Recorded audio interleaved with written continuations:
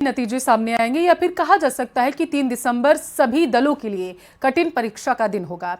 वैसे तो जयपुर जिले में इस बार रिकॉर्ड वोटिंग हुई है, कई सीटों पर कांटे का मुकाबला है। हालांकि चुनाव के नतीजे तय करेंगे कि कौन किस पर भारी रहा, लेकिन नतीजों से पहले कुछ संभावनाएं भी आकी जा रही।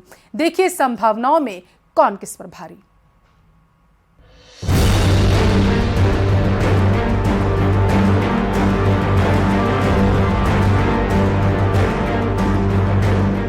जयपुर जिले में कौन किस पर भारी पड़ेगा, ये नतीजे तय करेंगे। लेकिन इस बार जयपुर में इन चुनावों में कांटे की टक्कर है।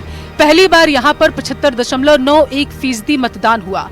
कांग्रेस बीजेपी के अलावा कई सीटों पर निर्दलीयों ने दोनों ही पार्टियों के समीकरण बिगाड़े हैं। शाहपुरा, बस्ती, चौमू और झोटवाड़ा में निर्दलीयों ने भी अपनी दमदार मौजूदगी दर्ज कराई। चाकसू विधानसभा की जहां बात करते हैं 77.67% पुरुष वोटर्स हैं, जबकि 73.51% महिला वोटर्स। जहां कांग्रेस के वेद प्रकाश सोलंकी के खिलाफ बीजेपी ने राधे श्याम बैरवा को मैदान में उतारा। यहां बीजेपी का पलड़ा भारी है, क्योंकि बहुसंख्यक मीणा और जाट समुदाय ने खुलकर कांग्रेस के वेद प्रकाश सोलंकी को टिकट देने का विरोध किया। बस्ती विधानसभा सीट की बात करें तो कांग्रेस ने वर्तमान विधायक लक्ष्मण मीणा को प्रत्याशी बनाया।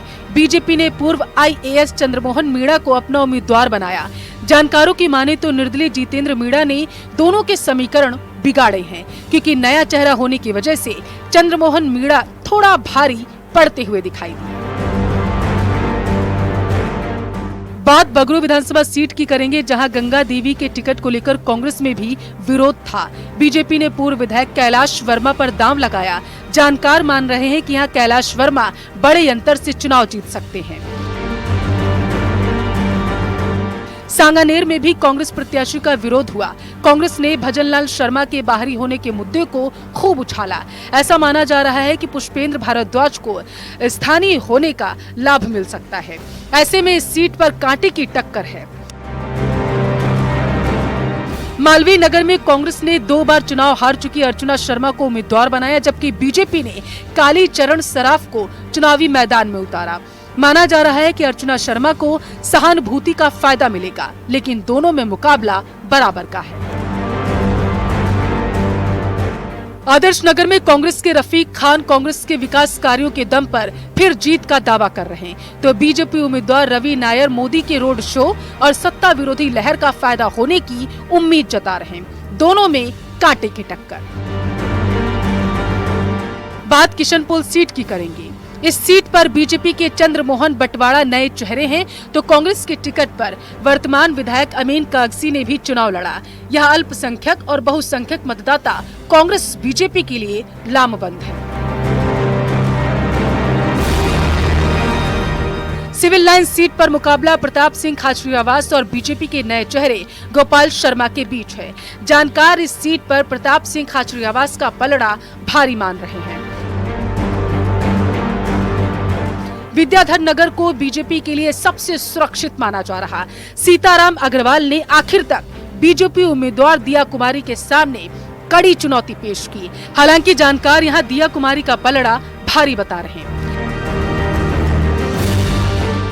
हवा महल सीट पर बीजेपी और कांग्रेस दोनों ने ही यहां नए चेहरे मैदान में उतारे। RR तिवारी सादगी उनकी ताकत बनकर सामने आई, तो हिंदुत्व के मुद्दे पर बाल मुकुंद आचार्य ने भी बहुसंख्यक वोटर्स को अपने पक्ष में करने की कोशिश की है।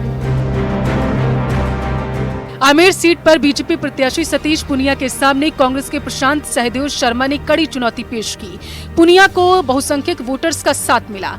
बड़ा चेहरा होने के कारण पुनिया का पलड़ा थोड़ा मजबूत है। मुकाबला दोनों के बीच कांटे का। झोटवाड़ा की बात करेंगे। राजवर्धन सिंह राठौर के सामने कांग्रेस ने अभिषेक चौधरी को मैदान में उतारा। निर्दलीय आशु सिंह सुरपुरा ने भी दमदारी मौजूदगी दर्ज कराई है। दुदू में सत्ता विरोधी लहर के कारण बाबूलाल नागर की परेशानी बढ़ सकती है। बीजेपी के प्रेमचंद बैरवा ने नागर के सामने कड़ी चुनौती पेश की। यहां भाजपा के प्रेमचंद बैरवा का पलड़ा भारी है। फुलेरा की बात करेंगे। 3 बार लगातार विधायक रहने के कारण इस बार निर्मल कुमावत के सामने कांग्रेस के विद्याधर चौधरी भारी पड़ते दिखाई दे रहे हैं। चौमू की बात करेंगे। कांग्रेस ने पहली बार यहां पर जाट समुदाय की डॉक्टर शिखा मील बराला को टिकट दिया। बीजेपी के रामलाल शर्मा को शिखा मील ने कड़ी चुनौती दी। आरएलपी के छुट्टन यादव को मिलने वाले वोट ही कांग्रेस बीजेपी की जीत की दिशा तय करेंगे। दोनों के बीच कांटे का मुकाबला। शाहपुरा में बीजेपी के उपेन यादव यहां कोई प्रभाव नहीं छोड़ पाए। कांग्रेस के मनीष यादव निर्दलीय आलोक बेनीवाल के बीच कांटे की टक्कर। पलड़ा मनीष यादव का भारी माना जा रहा है। विराटनगर 73.87%, 77.96%। आजाद समाज पार्टी की टिकट पर पूर्व विधायक रामचंद्र सराधना के मैदान में उतरने से कांग्रेस प्रत्याशी इंद्राज गुर्जर के समीकरण बिगड़ गए हैं। यहां बीजेपी के कुलदीप धनखड़ का पलड़ा भारी माना जा रहा है। कोटपुतली में कांग्रेस के राजेंद्र यादव और बीजेपी के हंसराज पटेल में कांटे की टक्कर। हालांकि जानकार मान रहे हैं कि निर्दलीय मुकेश गोयल ने दोनों ही उम्मीदवारों के समीकरण बिगाड़े हैं। यहां कांग्रेस का पलड़ा थोड़ा मजबूत माना जा रहा है। बाबूलाल धायल, न्यूज़ 18, जयपुर।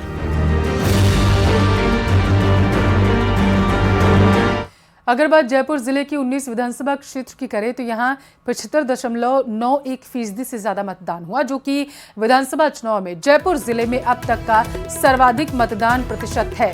जिला निर्वाचन अधिकारी के मुताबिक कुल 38,34,407 वोटर्स ने ईवीएम के जरिए मतदान किया, जबकि 7,050 वोटर्स ने होम वोटिंग के जरिए, वहीं लगभग 26,293 वोटर्स ने डाक मतपत्र के जरिए मतदान किया। जयपुर जिले के कुल वोटर्स में 20,23,140 पुरुष मतदाता हैं, जबकि 18,11,225 महिला वोटर्स थे। इसके अलावा 42 ट्रांसजेंडर मतदाता शामिल हैं। इस तरीके से पुरुषों का मतदान फीसदी 76.08% रहा, जबकि महिलाओं का मत प्रतिशत 74.35% रहा है। ट्रांसजेंडर 56.58% थे। जयपुर जिले की 19 विधानसभा क्षेत्रों की स्थिति पर नजर डालें तो कोटपुतली 77.38, विराटनगर 76.49, शाहपुरा 84.81%, चौमू की बात करें तो 84.41%, वहीं फुलेरा में 78.36% और दूदू में 79.30% है।